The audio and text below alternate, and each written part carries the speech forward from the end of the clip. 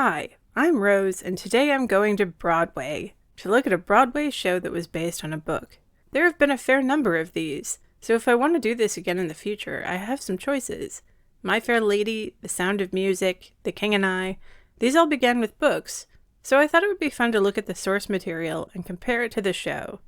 In light of its upcoming movie release, I thought I'd start with Wicked. The show is loosely based on the book Wicked, The Life and Times of the Wicked Witch of the West by Gregory Maguire. I love theater. It's a special place. It's different from movies and books. There is a magic that happens in a live performance when the show is good. It's not something you get with every show, but once in a while you see a show where everything glows. I've been a fan of theater since high school. I used to work backstage, and in college I even had a job working the lighting booth in a professional repertory theater. I really wanted to like Wicked. I've seen the show, and I've read the book. It has all the superficial appeal you could ask for, creating a past for the bright green witch in the land of Oz. You know she ends up as the bad guy in the end, so it should be an interesting story. But for all that, the whole thing just falls flat for me. The book is overwrought, filled with melodrama and characters like something from a telenovela. The show, while a big improvement, still tries to wedge the story into something where the Wicked Witch is actually the good guy. The music is great, and the show looks great, but somehow the combined effect is just okay. However, the thing I dislike most about the book specifically isn't its mediocrity. I can forgive mediocrity. I would say I even expect mediocrity. It's going to be hard to surpass your source material when it's The Wizard of Oz. No, the thing I dislike most is that I have seen the characters in Maguire's book before. I have seen Elphaba before, only there she was called Witch Baby. So I'm going to talk about the book and the musical for Wicked, and then I'm going to talk about how I think Gregory Maguire used the Wheaty Bat books by Francesca Lia Block to write Wicked. Although the story for Wicked is supposedly about the Wicked Witch of the West and Wizard of Oz, Wicked really has very little overlap with the original story. I read L. Frank Baum's book just to prepare for this, and did a separate episode for the Wizard of Oz, but to approach Wicked, you really don't need to know anything about the Wizard of Oz. Maguire's book is nominally in the same world, but it's so different it might as well be some other world with the same place names. It's a vaguely European overlay on what is supposed to be Oz. So if you're hoping for Oz, you're probably better off abandoning any expectation that what you're seeing in the book has any relation to the Wizard of Oz, because in practice it doesn't. To the book. Spoilers. Maguire begins with the birth of a daughter to a minister and his wife. The girl is named Elphaba, after L. Frank Baum's initials, or LFB.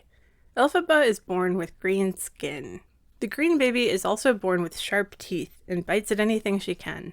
The parents despair of her green skin, thinking she might be a demon. The mother admits to the nanny that she might have slept with a traveling salesman who had given her a drink from a green vial. She doesn't remember if she slept with him or not, but thinks she might have, given the green baby. A dark-skinned traveler named Turtleheart arrives from the South Quadling country, and the wife takes up with him while her husband is off preaching in neighboring towns. Possibly unbeknownst to her, her husband is also taken up with Turtleheart. When the wife is pregnant again, she doesn't know who the father was. The wife takes herbs to try and prevent the baby from being born green, but instead her daughter ends up being born with no arms. Then the book skips right over to Elphaba going to college in the big city. Elphaba has become a very smart young woman who doesn't get along with other girls at her school, but does eventually make friends with her roommate Glinda. Elphaba is assisting a professor, Dr. Dillamond, a talking goat. The Wizard of Oz has begun setting decrees restricting the rights of talking animals, limiting their ability to travel and to work. Dr. Dillamond has been working to show the similarities between the talking animals and the humans, hoping to show the wizard his progress, and has invented a microscope to examine fine details. A young Munchkinlander named Bach makes friends with Elphaba and develops a hopeless crush on Glinda. Nessa Rose arrives at college and their father sends a package with a pair of beautiful shoes for Nessa Rose, but nothing for Elphaba. Elphaba, Glinda, and their friends secretly help Dr. Dillamond with his research until Dillamond ends up dead, murdered for his findings. The girls suspect that their headmistress, Madame Morrible, orchestrated the murder. A young dark-skinned prince arrives in their school, tattooed with blue diamonds, and a pair of antlers attacks him when he arrives in a sorcery class during a spell demonstration. The young prince, named Fiyero, joins the group of friends. Then the headmistress calls the girls in and tells them she'd like to raise them into positions of power after they graduate. Elphaba is so scared, she and Glinda go to the Emerald City to meet the wizard, and tell him about Dr. Dilliman's research and his murder. The wizard isn't interested in the doctor's murder, and dismisses them both. Elphaba is furious, and drops out of school and joins the resistance in Emerald City, fighting the wizard's regime for the rights of talking animals. Then the story skips ahead another few years, when Fiyero is back in town doing business and finds Elphaba in the Emerald City. She is working with the resistance, and he joins her in her secret hideout, where they begin having an affair. Fiyero has a wife and children back in his homeland in the mountains, but he stays in town for the winter to be with Elphaba, until the police track Elphaba back to her secret apartment and end up killing Fiyero when he goes there one day to meet her. Elphaba is shattered and goes into hiding in a convent, where she falls into something like a coma for a year and gives birth to a son. She stays at the convent for 7 years before going to the land of Fiyero's people to beg his wife for forgiveness. Fiyero's wife won't let Elphaba confess, and Elphaba and her son end up moving into the tower in the mountains for winter. She finds a magic grimoire in a closet and starts learning the spells in the book. She sews wings to some monkeys and makes flying monkeys. In spring, soldiers from the wizard's army come to the mountains, and the wizard soldiers kill Fiyero's whole family while Elphaba is away. Elphaba's sister Nessarose has since become the ruler of Munchkinland, inheriting the title from their grandfather, and Glinda has enchanted the shoes their father gave Nessarose to help her walk. But then a house drops on Nessarose, and Glinda gives the enchanted shoes to Dorothy, the girl in the house, and sends Dorothy on her way to see the Wizard of Oz. Dorothy ends up at Elphaba's tower, sent by the wizard to kill the Wicked Witch, and Dorothy throws a bucket of water on Elphaba, killing her. So yeah, that's the book Wicked. I first read it somewhere back around 2007, and I remembered not liking it, but I couldn't remember why. Rereading it, I thought the first bit was actually pretty good, and I wondered why I hadn't liked it. Then I got to the back half of the book, and it got progressively harder to read. The final 100 pages was a slog, and I just finished it out of obligation. And I thought, oh yeah, that's why. The word tawdry kept coming to mind when I was reading it this time. Do you want to read the tawdry, sordid story of someone who kind of looks like the Wicked Witch? I didn't. I left out the part with the sex club and the lengthy descriptions of the affair between Fiyero and Elphaba, but I think the book lost me when Elphaba joined the resistance. The book sets up Elphaba as the good guy. The Wizard of Oz is painted as the leader of an extremely Nazi-ish government, complete with descriptions of jackboots and Kinder-Nazi programs. The talking animals are set up to be like Jews, first restricting their travel and employment, then penned and slaughtered. So Elphaba is in the moral high ground for fighting tyranny, but that means she is never the Wicked Witch. It was all just a smear campaign by the wizard. Surprise, it's the wizard who's wicked, and the witch is actually super good. It's a twist, see? To do this, however, you have to change significant parts of the original story. It's not like we don't have the previous book or movie as references. If your twist requires changing the source material, it's not a twist. It's a whole new story. So, fine, you have a universe now where the Wicked Witch was a revolutionary, fighting an oppressive government. That's not Oz, though. This is just using someone else's world for name recognition. And that is something I think Maguire's book is spectacularly guilty of doing. The lure of the book is Oz, but that's not what you get here.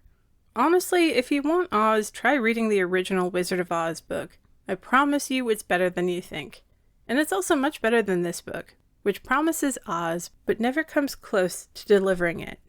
The musical for Wicked scored some points with me by abandoning almost all the plot points I didn't like in the book, and actually tries to tie things closer to The Wizard of Oz. The musical begins with Elphaba and Nessarose going to college together. Nessarose has arms, and Elphaba has enormous magical talent at the get-go. This is noted right off by the headmistress, Madame Morrible. Elphaba is supposed to be there just to take care of Nessarose, who is bound to a wheelchair, but her uncovered talents pull her right into Morrible's circle. Glinda and Elphaba loathe each other at first, in part because they're rivals now as sorcerers. The talking goat Dr. Dilliman is one of the teachers, and he tells them about new restrictions on talking animals. Elphaba talks to Dilliman after class and says someone needs to tell the wizard about these problems. A new student comes in, a brash young playboy named Fiyero, and Glinda falls for him right away. Glinda pushes the clingy Bach at Nessarose and latches onto Fiyero. Glinda also feels bad for the socially awkward Elphaba and decides to help her out and give her a makeover and make her popular. Fiyero then notices the new Elphaba and starts to fall for her. In the musical, Dr. Dillerman doesn't die, but is forbidden from teaching and sent away. Fiyero and Elphaba save a lion cub who is used in a demonstration in class for how to silence talking animals. Morrible gets Elphaba an audience with the wizard, and Elphaba invites Glinda along to go with her. When Elphaba confronts the wizard about the situation with the animals, he waves it off, instead bringing out a magical grimoire. The wizard asks Elphaba to read a spell to grant flight to a monkey. She reads the spell and ends up making a whole cage of flying monkeys, but realizes the wizard is powerless and can't himself use the spellbook, so she grabs the grimoire and escapes on a broom that she enchants to fly. The wizard then declares Elphaba an enemy of the state, a true wicked witch. Some time passes, and Fiyero is engaged to Glinda, who is now a powerful figure who works with Madame Morrible and with the Wizard of Oz. Elphaba visits Nessarose, who is now the governor of Munchkinland. Bach is still with Nessa, now as her assistant. Nessarose accuses Elphaba of caring more about the talking animals than her own family, so Elphaba enchants Nessa's shoes with the grimoire. With these shoes, Nessarose is able to stand on her own, free of the wheelchair. When he sees Nessarose can walk, Bach begs to leave, thinking she doesn't need his help any longer. He admits that he still loves Glinda. Nessarose goes into a jealous rage and grabs Elphaba's spellbook, finding a spell to shrink Bach's heart. She regrets it immediately and asks Elphaba to save him. Elphaba saves him by turning him into the Tin Man. Elphaba goes back to the Emerald City to free the flying monkeys and finds the wizard, who offers her a partnership, asking her to join him ruling Oz. He gives a very convincing speech, and Elphie agrees as long as he frees the flying monkeys. Fiyero runs in, now captain of the guard, to capture Elphaba, followed by Glinda, and Fiyero admits to having an affair with Elphaba. Then Fiyero and Elphaba run off together. Glinda, now very jealous, suggests laying a trap with Nessarose to lure Elphaba back.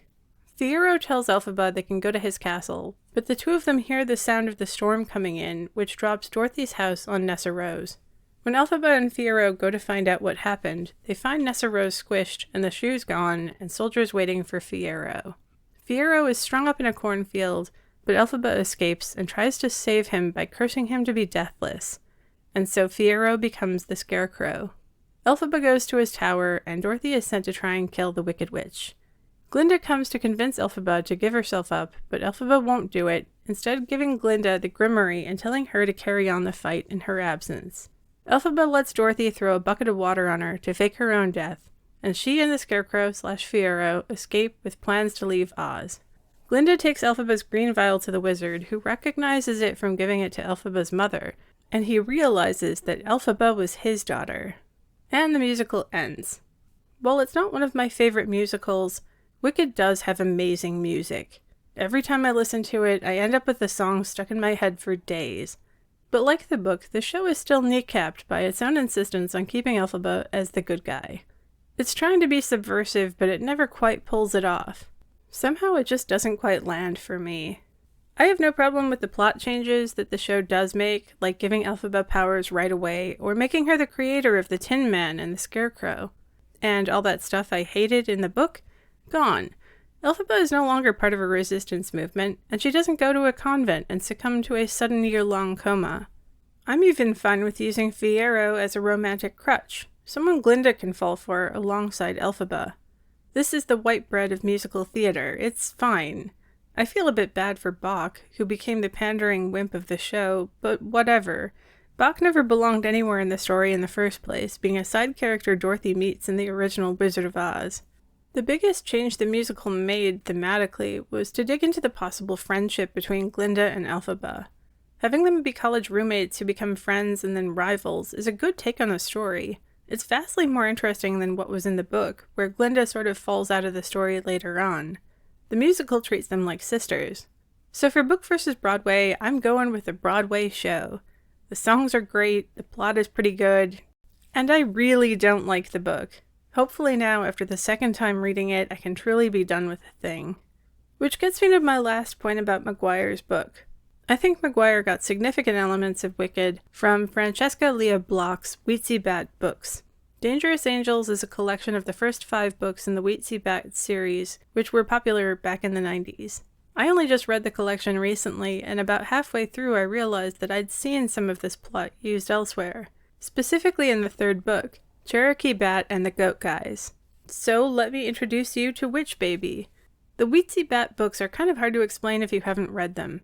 The style is an intersection of beat poetry, fairy tales, and film imagery. Nobody else has Block's style. It is refreshingly different. The first book, and the most famous, is about Wheaty Bat herself, a beautiful blonde girl who falls for the most handsome boy in her high school, Dirk. They start hanging out until Dirk confesses to her that he's actually gay. Wheaty accepts this, and they begin to look for boyfriends together. Dirk meets Duck, and Wheaty meets secret agent lover man, and they all end up living in a cottage in the Hollywood Hills. Wheaty wants to have a baby, but this freaks out secret agent lover man, and he leaves. Dirk and Duck offer to help Wheaty, and she ends up pregnant. She has her daughter, Cherokee Bat, and secret agent lover man comes back. Following him back, however, is another baby dropped on their doorstep, the child of secret agent Loverman and a violet-eyed, dark-haired witch named Vixen Wig. Wheaty takes in the baby, and everyone calls her Witch Baby. In Book 2, Cherokee grows up blonde and happy, and Witch Baby is a fierce, angry little girl with dark hair.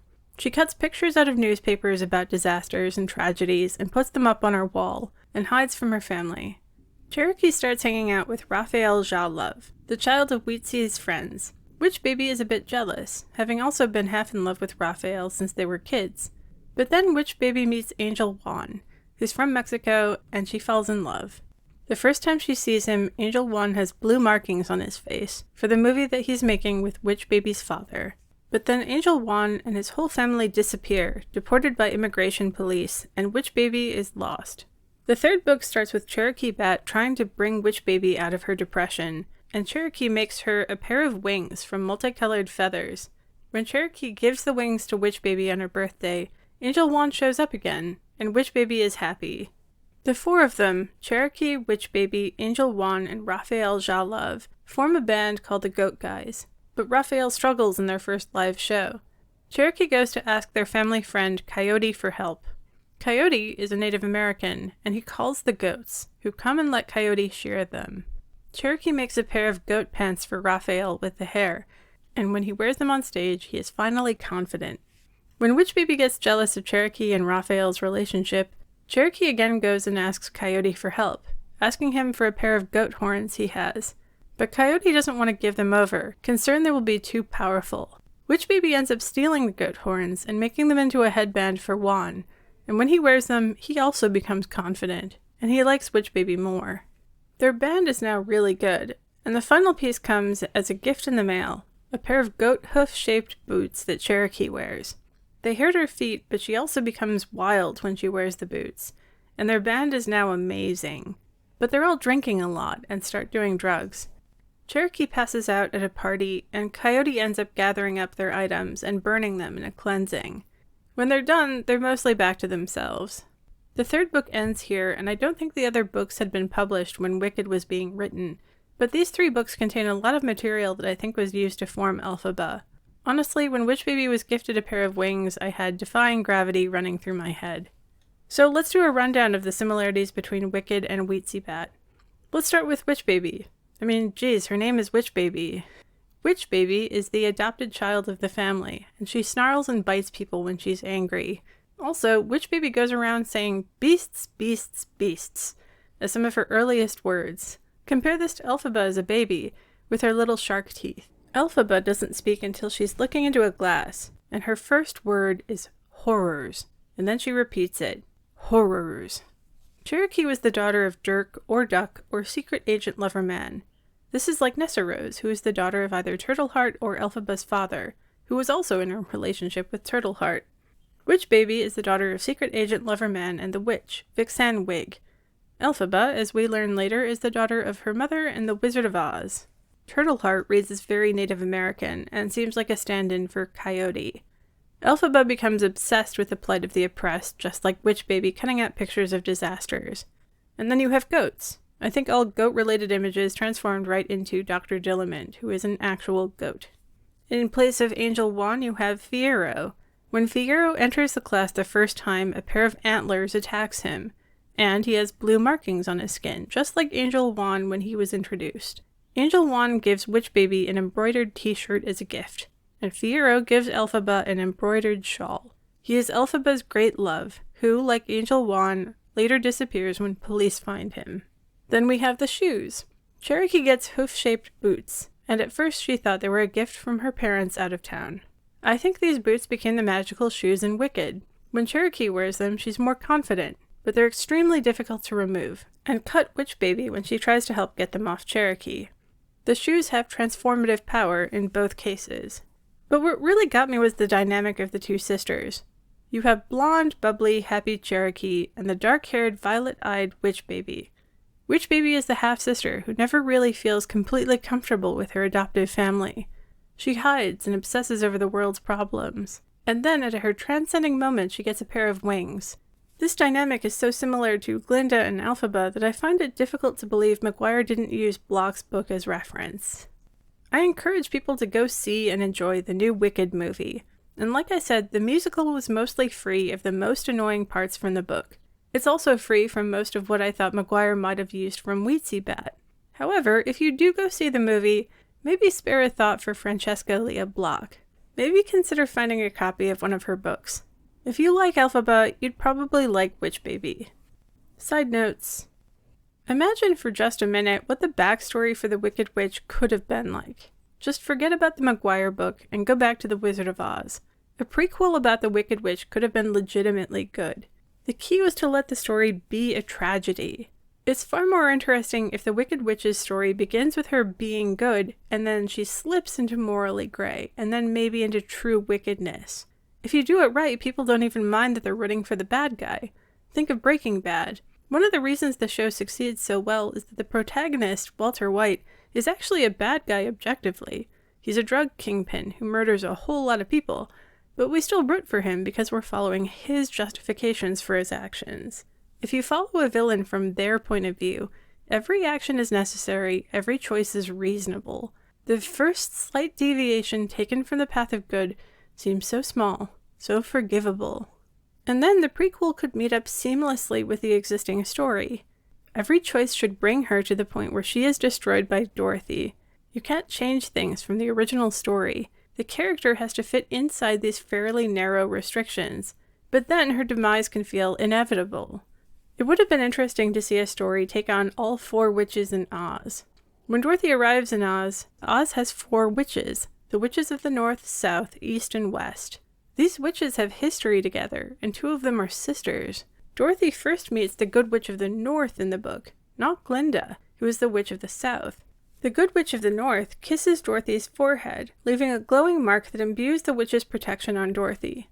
Everyone can see this mark, and it is because of this mark, not the slippers, that no one is willing to try to harm Dorothy. Not the flying monkeys, not even the Wicked Witch of the West will risk trying the Witch of the North. This implies the Wicked Witch knows the powers of the North Witch quite well. I would have liked to see the Wicked Witch of the East, too. We never get to see her in action. All we ever hear is that she oppressed the Munchkins. But what did that mean? How does one oppress Munchkins? What did she do? She's also the sister of the Witch of the West. They must have started out as extremely powerful siblings. And what about the shoes? Magical transport anywhere is quite the power. When Dorothy arrives, Glinda is cut off from the rest of Oz in her castle in Quadling Country. Dorothy has to go to her.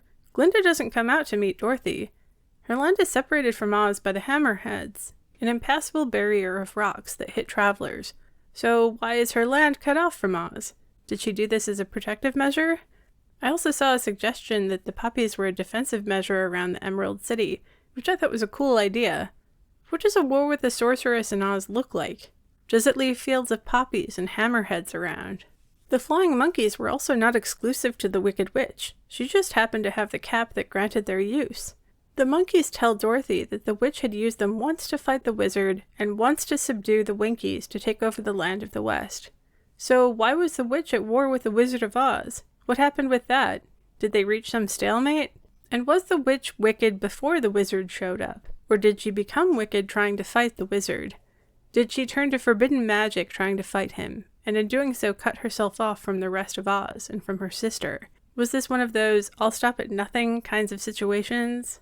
Glinda could have tried to stop her, tried to reason with her. Even better, did she call in the storm that dropped the house on her sister? Was she trying to hurt her sister but ended up killing her and bringing down her own doom in the process? For the witches, Dorothy drops down like Judgment. But then again, a lot of people liked Wicked just as it was. I always felt bad for not liking it, like I was being too hard on a cute little musical. What do you guys think? Was Wicked wonderful, mediocre, terrible, maybe some of each? Let me know. This is Rose with Rose Colored Movies. Thanks for listening.